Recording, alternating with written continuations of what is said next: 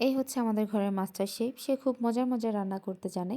কিন্তু শুধু নিজের জন্য রান্না করবে। যখন নিজের খিদা পাবে, কিছু না কিছু সে জোগাড় করে রান্না করেই ফেলবে। মানে আমরা যে তরকারি রান্না করি সেটা যদি তার পছন্দ না হয়, সে কোনো না কোনোভাবে মাছ, মাংস এনে কেটে কুটে রান্না করে ফেলবে। তো খামার থেকে ছোট, ছোট ২ টা মুরগি নিয়ে আসছে। সে রান্না করেছে আবার বাবুর জন্যও একটু দিয়েছে উঠিয়ে যে, "বাবুকে খাওয়াও।"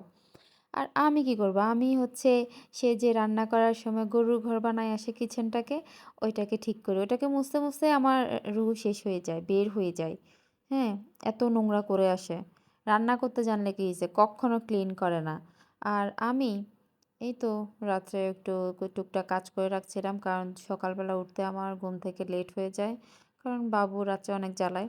সেজন্য আমি ছোটখাটো অনেক কাজ রাত্রেই করে রাখার চেষ্টা করি। যেন সকালে দেরি করে উঠলেও প্রবলেম না হয়। তারপরেই তো তিতির তার খালামণির সাথে কথা বলে নিল। আমারও কাজ শেষ হলো। আমি এবার চলে যাব ঘুমাতে।